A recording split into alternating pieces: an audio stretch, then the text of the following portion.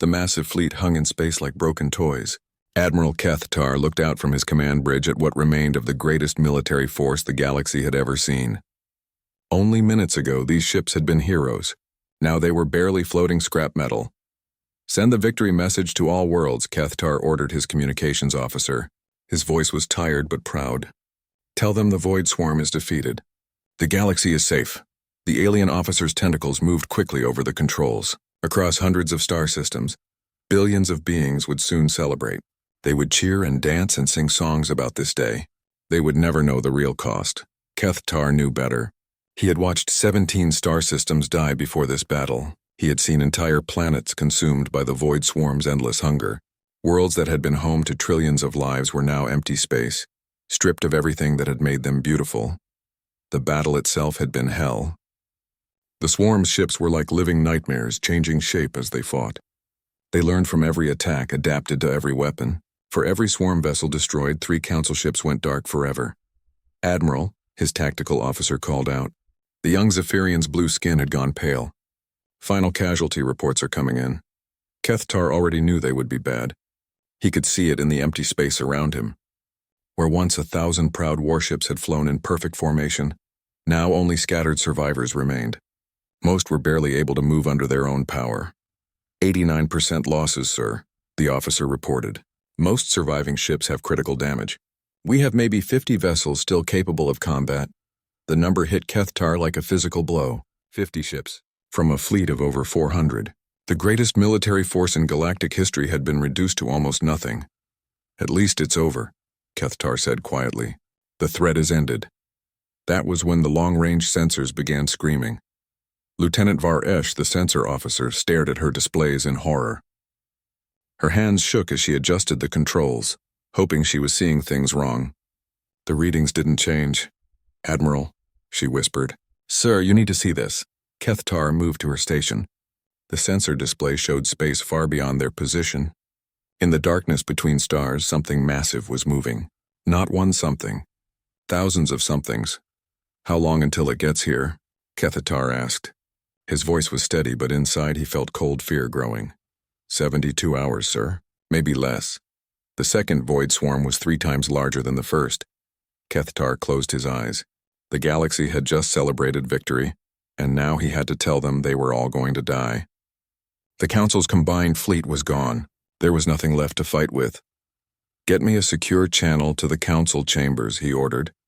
Within minutes, holographic images of the Galactic Council members appeared around him, representatives from dozens of worlds, all still celebrating the victory. Their joy died quickly when they saw his face. "The Void Swarm has returned," Kethtar said simply. "A second wave. Much larger than the first." The silence stretched for long seconds. Finally, Chancellor Mordock of the Central World spoke. His voice was barely a whisper. "How long do we have?" "Less than 3 days. And we have nothing left to stop them with." Panic filled the holographic chamber. Representatives shouted questions and demands.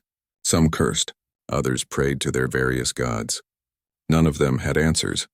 Commander Veltara of the Outer Rim worlds had remained silent. She was different from the others. Smaller, quieter, but Kethtar had always respected her mind. Now she spoke. "What about Earth?" The chamber fell silent. Earth. The primitive world that had asked to join the Council decades ago. The humans who built ships that were too violent, too aggressive for civilized space. The species that scared even the warrior races with their brutal approach to warfare. Earth was rejected, Chancellor Mordock said. Their military technology was deemed too dangerous. Their ships were built for destruction, not defense. We voted them unsuitable for galactic civilization. That was then, Veltara replied. This is now. We need every ship, every weapon, every ally we can find. Several council members objected. The humans were barbaric, they said. Violent and unpredictable. Their weapons violated half the warfare conventions. Their ship designs showed a disturbing obsession with raw, destructive power. Kethtar listened to the arguments with growing frustration. His fleet was dying around him. Another swarm was coming, and they were worried about human weapons being too effective. I will make the call, Veltara announced. Earth may be primitive, but they are the only ones who might help us now. They probably don't even have a real military, another council member said. One backward world against a galactic threat? What could they possibly offer? Veltara was already opening a communication channel to Earth. The blue-green world appeared on the display, looking peaceful and quiet. No massive orbital stations, no obvious military installations, just a simple world spinning in space. "This is Commander Veltara of the Galactic Council," she transmitted. "We need to speak with your military leadership." "It's urgent." The response came faster than expected. A human woman appeared on the screen. She was tall and lean with short gray hair and hard eyes. She wore a simple uniform with no decorations except a small badge that read, Chen. "This is Fleet Admiral Sarah Chen of the Earth Defense Force," the human said. Her voice was calm and steady. "We've been monitoring your situation. The second swarm wave will arrive in approximately 71 hours. Veltara stared at the human. Earth had been tracking the battle. They knew about the second wave. "We need help," Veltara said simply. "Our fleet is destroyed. We have nothing left to fight with." Admiral Chen nodded slowly. "We know. We've been expecting this call for some time." "Expecting it?" "The Void Swarm always travels in multiple waves," Chen explained. "We studied the first attack carefully. We knew there would be more." Around the council chamber, representatives looked confused.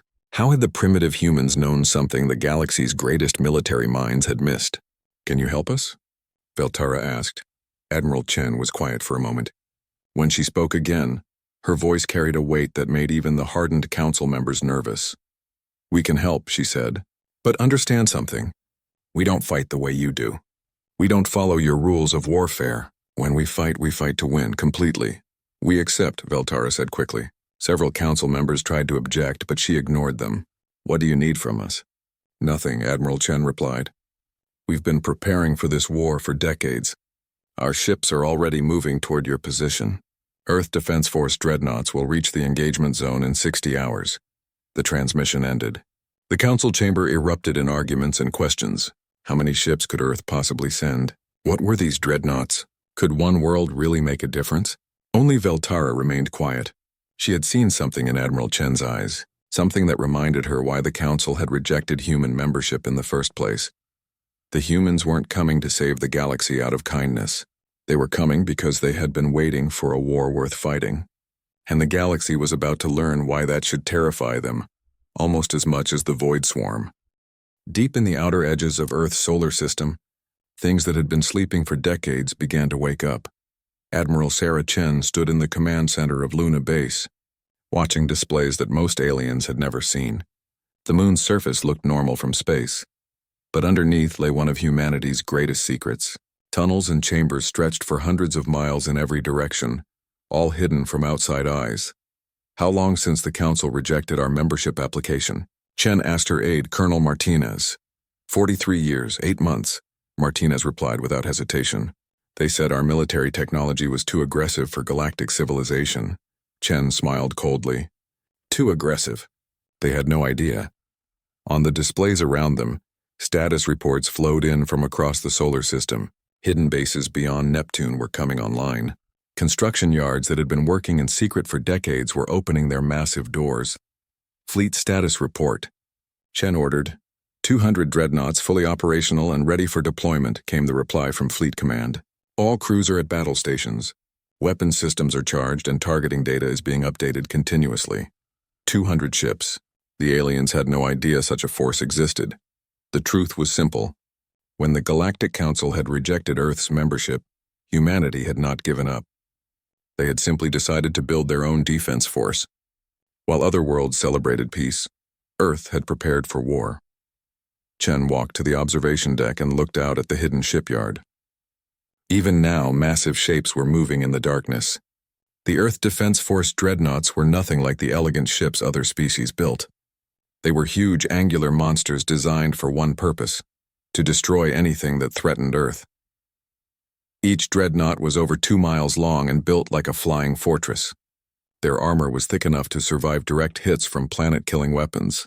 Their weapon systems could reduce entire fleets to dust in minutes, but the ships were only part of the story. The real difference was in how humans thought about war. "Sir," Martinez said, "we're receiving updates from our observation posts. The aliens took massive casualties in their victory. 89% losses. As expected," Chen replied. "They fight like it's a game. Honor and glory in single combat. They don't understand that war is about one thing, making the other side stop existing. The communication board chimed. It was Fleet Admiral Jackson, calling from the lead dreadnought. Sarah. Jackson's voice was calm but eager. My ships are ready to move.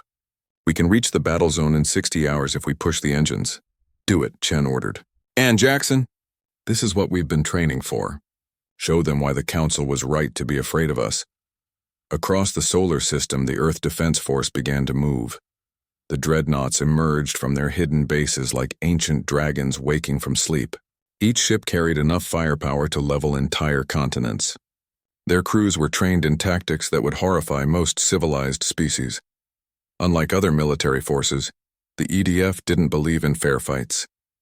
They believed in overwhelming superiority. Every battle plan started with the same question. How do we destroy the enemy so completely that they can never threaten anyone again? Commander Veltara received the first report 6 hours after the human transmission ended. Long-range sensors had detected massive energy signatures moving through space.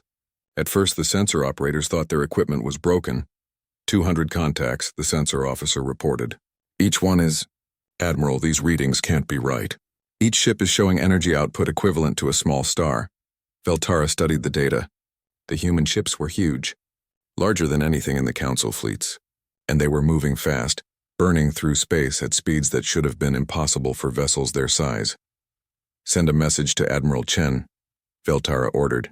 Request permission to observe the human fleet as they pass through Council space. The reply came within hours.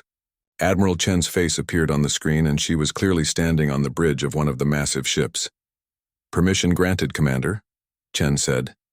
But I should warn you, our ships are not built to Council specifications. They may be disturbing to your people. We understand, Veltara replied. We're grateful for any help you can provide. The first human ship passed through the observation point 12 hours later. Veltara and her crew watched in stunned silence as the dreadnought filled their screens. It was a monster. Where Council ships were graceful and beautiful, this thing was brutal and terrifying. Weapons ports covered every surface. Armor plating was thick and scarred, as if the ship had been built expecting to take massive damage. Everything about it screamed violence and destruction. That's just one ship, Veltara whispered. There are 200 of them. The parade continued for hours. Each dreadnought was slightly different, but all shared the same basic philosophy. If something threatened humanity, it needed to die quickly and completely. The sensor officer was running continuous scans on the human vessels. His hands shook as he read the results. Commander, he said quietly, these ships, they're armed with weapons I don't recognize. The energy signatures are unlike anything in our databases. What kind of weapons? Unknown. But the power levels are... He paused, checking his readings again. Each ship carries enough firepower to sterilize a planet. All of them together could crack a star. Veltara felt cold fear creeping up her spine. This was why the Council had rejected human membership. Not because they were primitive, but because they were too advanced in all the wrong ways. While other species had focused on exploration and trade and cultural exchange, humans had focused on war. They had spent decades building a military force that could fight enemies the rest of the galaxy couldn't even imagine. Send a priority message to the Council, Veltara ordered. Tell them we may have made a mistake about the humans. On board the lead dreadnought, Admiral Jackson reviewed the tactical situation. The void swarm was still hours away, but human sensors could already detect them. The aliens were right. This second wave was much larger than the first. Sir, his tactical officer reported, we're detecting approximately 15,000 enemy vessels. Mass estimates suggest they're bigger than the first wave, too.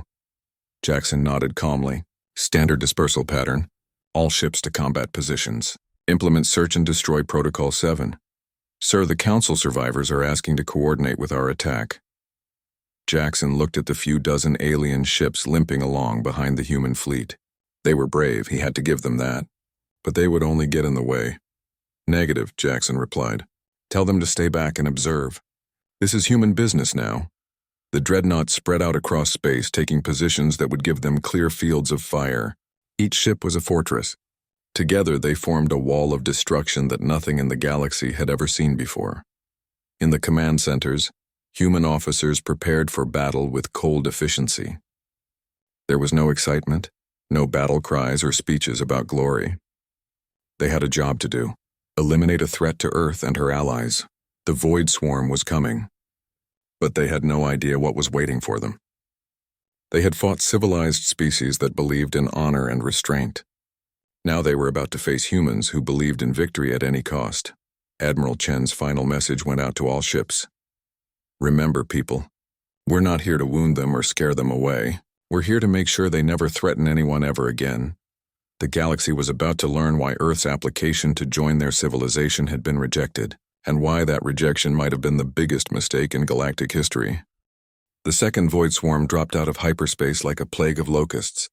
15,000 ships of living darkness spread across the star system, each one hungry for destruction. They moved in patterns that hurt to watch, shifting and flowing like oil on water. Admiral Jackson watched them arrive from the bridge of his Dreadnought. Around him, his crew worked in perfect silence. No one spoke unless necessary. No one showed fear or excitement. They had trained for this moment for decades. Enemy formation analysis complete, his tactical officer reported. They're using the same dispersal pattern as the first wave, but with 3 times the numbers. Jackson nodded. The Void Swarm had learned from their first victory. They expected to face more of the same resistance. Brave but ineffective council ships that fought with honor and died with dignity. They were wrong. All ships, commence pattern Delta. Jackson ordered. Weapons free. No survivors. The human fleet moved like a single organism. 200 dreadnoughts spread out across the system, each one taking a predetermined position. They formed a net of destruction that the swarm couldn't avoid or escape. Commander Veltara watched from her damaged cruiser, safely behind the human lines. Her crew gathered around the tactical display in horrified fascination. They had never seen anything like this. The humans aren't charging, her tactical officer observed. They're not trying to meet the enemy in glorious battle. No, Veltara said quietly. They're hunting. The first dreadnought opened fire at maximum range. Its weapons were unlike anything in Council arsenals. Instead of elegant energy beams or guided missiles, humanity used raw destruction, quantum torpedoes that tore holes in space itself, plasma cannons that burned hotter than stars, gravity bombs that crushed entire formations into singularities. The Void Swarm reacted with surprise. In their first battle, they had adapted quickly to Council weapons. They learned to dodge energy beams and deflect missiles. But human weapons were different. They couldn't be dodged or deflected. They simply erased whatever they touched. A cluster of 50 swarm ships vanished in a single quantum explosion. Another 100 were pulled into a gravity well and crushed to nothing. The survivors tried to adapt, changing their formations and armor patterns. It didn't matter. The humans had studied the first battle carefully. Every swarm adaptation had been analyzed and countered. For every trick the aliens had, humanity had 3 answers. Fascinating, Jackson's science officer said, watching the enemy formations. They're trying to learn our attack patterns. But our weapons aren't based on patterns. They're based on physics. The dreadnoughts continued their systematic destruction. They didn't engage in single combat or dramatic duels. They created killing fields that nothing could survive. Any swarm ship that entered human weapon range simply stopped existing. But the real horror began when the swarm tried to retreat. In every previous battle, civilized species had allowed defeated enemies to withdraw. It was considered honorable to let a beaten foe escape, rather than waste lives in pointless slaughter. Humans had different ideas about honor. Enemy formations are pulling back, the tactical officer reported. Pursuit pattern Omega, Jackson ordered calmly. All ships advance. Standard search and destroy. The dreadnoughts moved forward like mechanical predators. They didn't let the swarm retreat. They hunted down every fleeing ship and destroyed it completely. There would be no survivors to carry word back to the greater void. No information about human capabilities would escape this system. Veltara watched the systematic slaughter with growing horror. The humans weren't just winning. They were annihilating the enemy so completely that no trace would remain. This isn't a battle, she whispered. This is an extermination. Her communication officer looked up from his station. Commander, we're receiving a transmission from the human flagship. Admiral Jackson wants to speak with you. Jackson's face appeared on the screen. He looked calm and professional, as if he wasn't presiding over the destruction of 15,000 enemy ships. "Commander Veltara," he said politely, "I wanted to give you advance warning. We're about to deploy weapons that may be disturbing to your people. I recommend moving your ships to a safe distance." "What kind of weapons?" Veltara asked.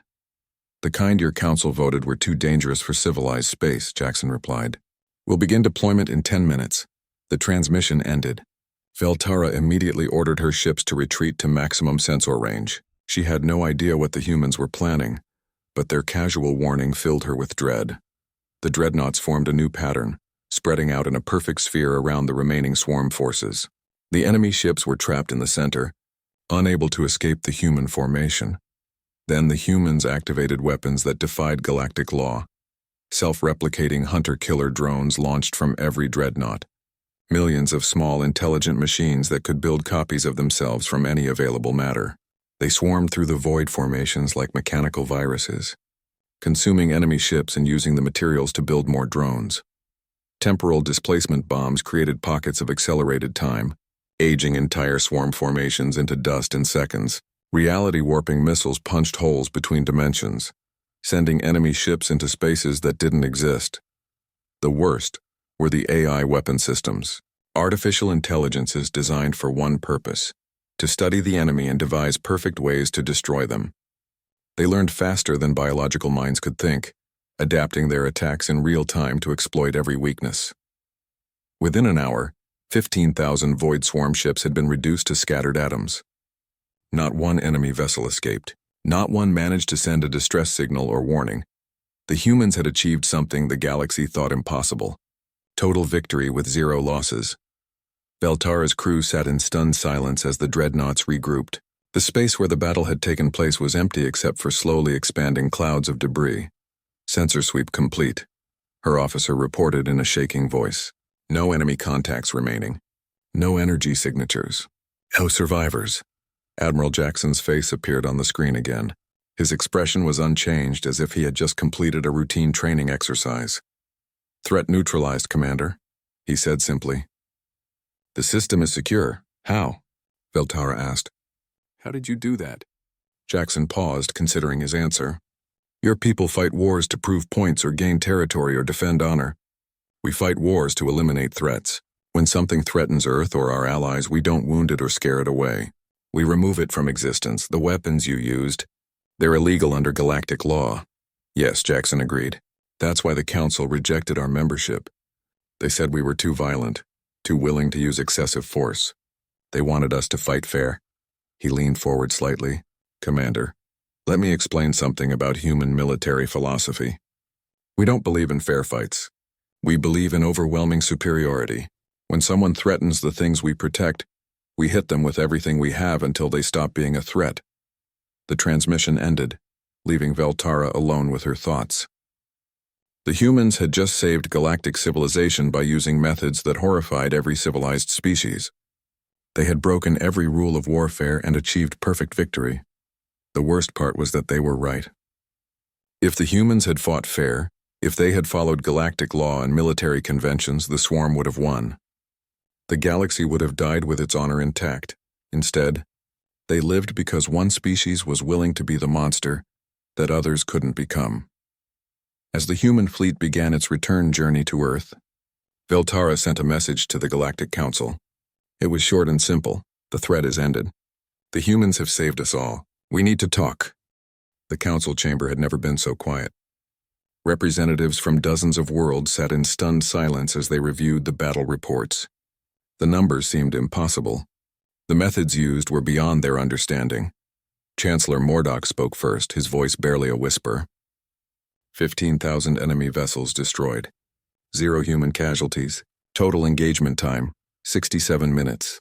"It's not possible," Senator Krelvan from the Warrior Caste worlds protested. "No force in the galaxy could achieve those results. The humans must have used some kind of superweapon." "They did," Commander Veltara said from her position at the witness stand. "They used their entire military philosophy. While we were building elegant ships for honorable warfare, they were building instruments of total destruction." The holographic displays around the chamber showed captured footage of the battle, human weapons that violated physics, Tactics that ignored every rule of civilized combat. Ships designed not to win battles but to erase enemies from existence. The self-replicating weapons alone constitute a war crime under galactic law, the Chief Justice declared.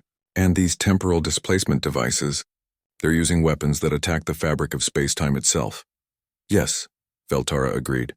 They're using every weapon we banned because we were afraid of them. And that's exactly why they won. Captain Rodriguez of the Human Diplomatic Corps stood to address the council. He was a small, quiet man who looked nothing like the terrifying warriors who commanded the Dreadnoughts. But his words carried the same cold certainty. "Honored council members," he began, "you rejected Earth's membership because you said our weapons were too dangerous. You were right. They are dangerous. That's the point. Your weapons violate the basic principles of civilized warfare," Senator Krelvan accused. Rodriguez looked at him calmly. "Your civilized warfare nearly got you all killed. The Void Swarm doesn't care about your principles. They don't fight fair or show mercy. They exist to consume and destroy. You can't defeat that kind of enemy by following rules they don't recognize." He gestured to the battle footage still playing on the displays. "We studied your first engagement with the Swarm. You fought bravely. You fought honorably. 89% of you died. The survivors would have been consumed when the second wave arrived. So, you built weapons of mass destruction," another council member said accusingly. "We built the tools necessary to protect our home and our allies," Rodriguez corrected. "Every weapon in our arsenal serves one purpose: to ensure that threats to innocent life are eliminated quickly and completely." Admiral Chen appeared via holographic transmission from Earth. Behind her, the hidden military installations were now visible to the galaxy. Massive construction yards, weapon foundries, training facilities that covered entire continents. "The council asked how we achieved what you could not," Chen said. "The answer is simple. You prepare for the wars you want to fight. We prepare for the wars we need to win." The displays changed to show human military doctrine, training programs that would horrify most species, tactical simulations based on fighting enemies that followed no rules, weapon development focused entirely on maximum destructive efficiency. Every human military officer trains to fight opponents who are stronger, faster, and more numerous than we are, Chen explained. "We assume the enemy will use every advantage, break every rule, and show no mercy. Our response is to be prepared to do the same." "That's barbaric," one of the council representatives said. "That's survival," Chen replied coldly. "While your people were building ships for exploration and trade, we were building ships for war. While you were establishing rules for honorable combat, we were developing ways to end conflicts permanently."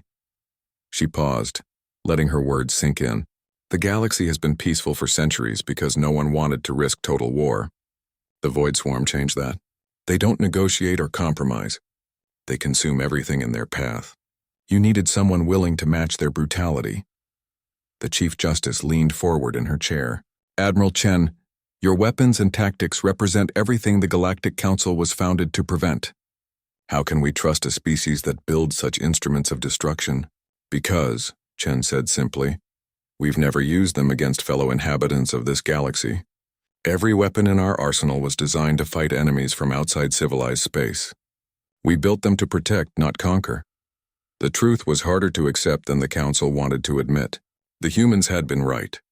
While everyone else pursued peace and prosperity, Earth had prepared for the kind of war that threatened existence itself. "The Void Swarm attacked 17 star systems before you stopped them," Admiral Jackson said, joining the transmission. "Trillions of beings died because the galaxy wasn't prepared for total war. We made sure that would never happen again."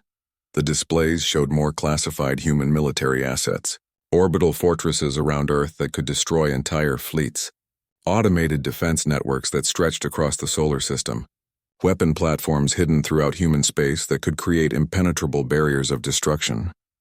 "We didn't build an army," Jackson continued. "We built a shield. Everything we created was designed to protect our home and our allies from threats you couldn't imagine."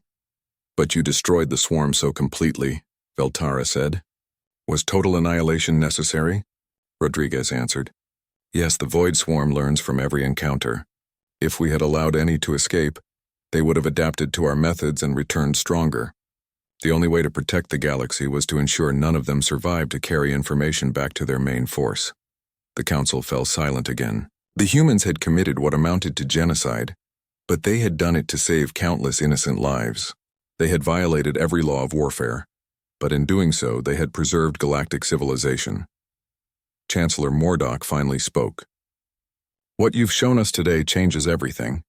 The galaxy has been living in a false peace, protected by laws and treaties that mean nothing to truly hostile forces.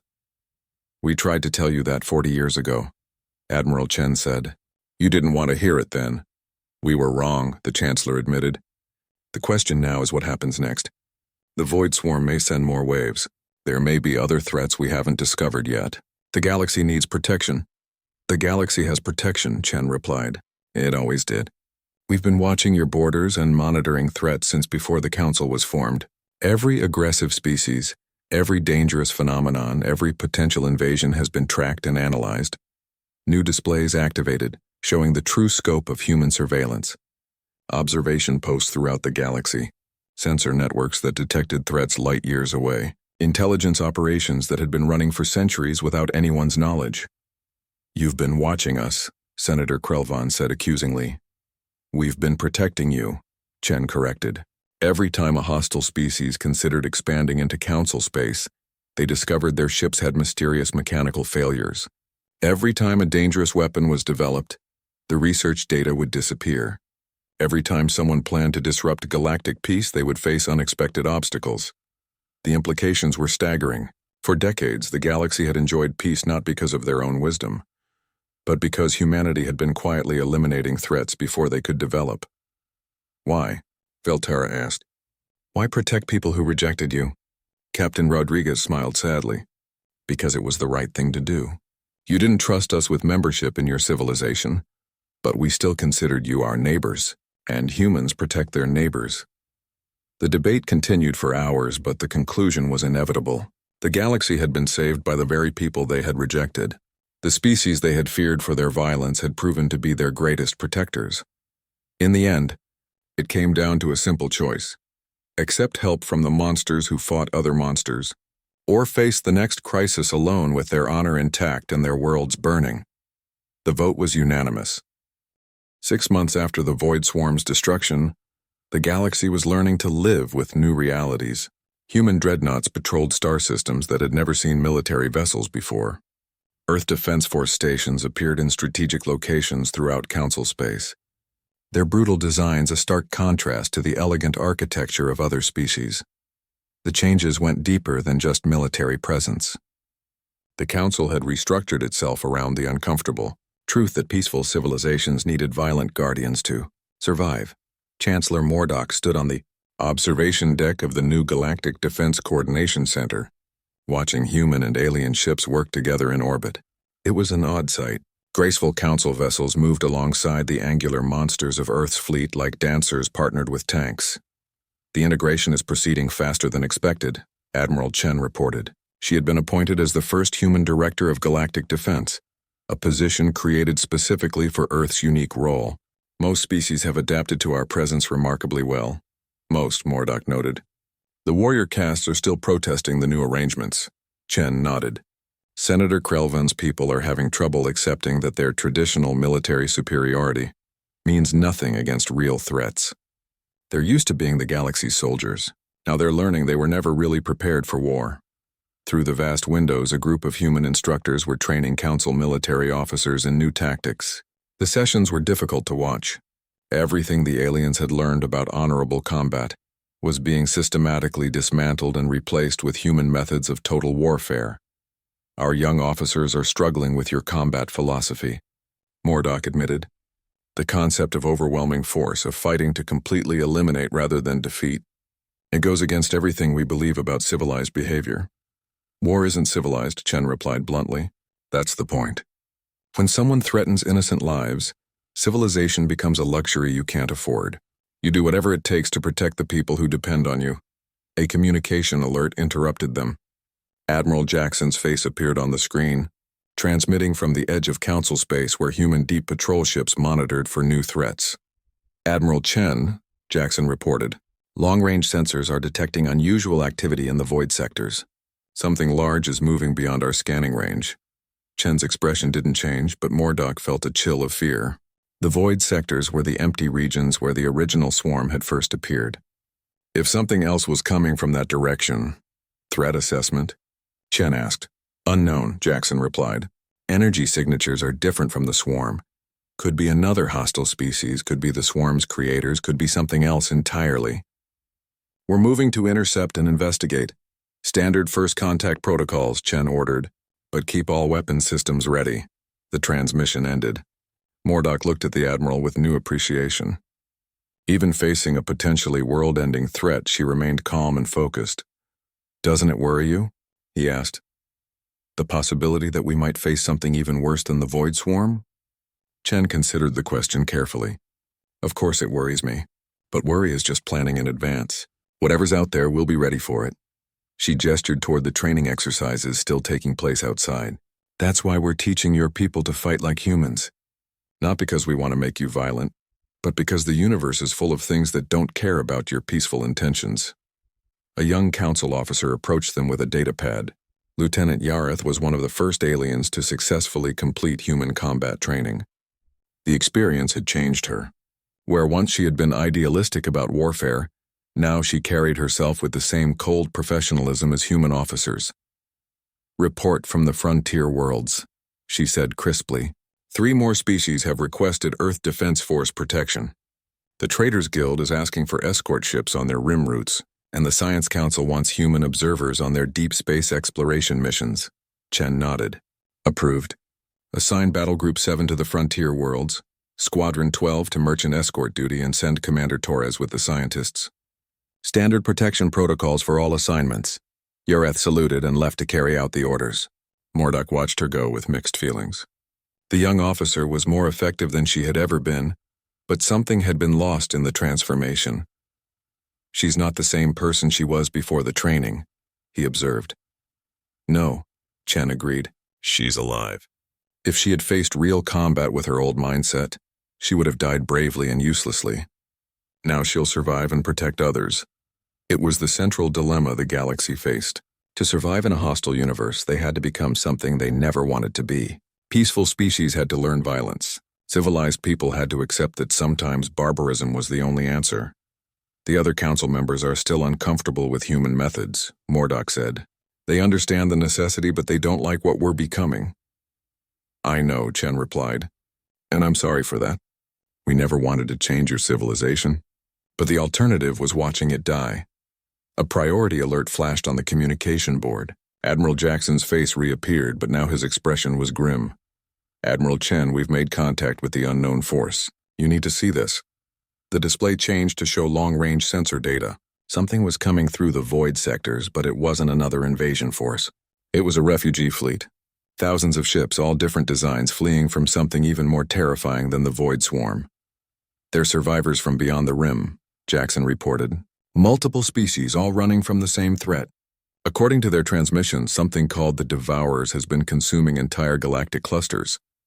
Chen studied the data with professional interest. How long until they reach Council space? The refugee fleet will arrive in 3 days. But Admiral, Jackson paused.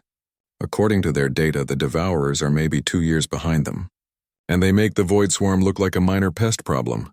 The implications were staggering. Another threat, larger and more dangerous than anything they had faced. And this time, they would have advance warning, but also thousands of refugees who needed protection. Recommendations? Chen asked. Full mobilization, Jackson replied without hesitation. Every human military asset activated. Begin construction of new Dreadnought squadrons immediately, and we need to start preparing the Council species for total war. Chen nodded calmly. Approved. Send the activation codes to all reserves. Begin emergency production protocols. And Jackson? Start implementing the Fortress World contingency plans. Yes, Admiral. The transmission ended. Mordok stared at Chen in amazement. Another galaxy-ending threat was approaching, and she was already making plans to meet it. Fortress World contingency? He asked. Worst-case scenario planning, Chen explained. If we can't stop the Devourers at the rim, we'll fortify key worlds and make them too expensive to take. Turn every inhabited system into a fortress that would cost the enemy more to capture than it's worth. You're talking about turning the entire galaxy into a battlefield, if that's what it takes to protect innocent lives. Yes. Chen looked out at the mixed human and alien fleets. The galaxy has learned one lesson from the Void Swarm crisis. Peace is a luxury that must be defended by those willing to fight for it. She turned to face Mordok directly. Your people asked us to join the council years ago. We were rejected because you feared what we might become. Now you're asking us to save you because you need us to be exactly what you feared. I know, Mordok said quietly. And we're grateful. Don't be grateful yet, Chen replied. We haven't won anything. We've just survived long enough to face the next threat, and the next one after that. The universe doesn't care about our plans or hopes. It just keeps sending things that want to kill us. She walked toward the exit, then paused. But that's okay, because humans are very good at disappointing the universe's expectations. As she left, Mordok remained at the observation window, watching the fleets prepare for another war. The galaxy had wanted peace and prosperity. Instead, they had learned that survival required monsters willing to fight other monsters. And in the distance, beyond the rim of known space, something even worse was coming to test that lesson once again. The age of galactic peace was over. The age of human protection had begun. And whether the galaxy liked it or not, that might be the only reason anyone would survive to see what came next.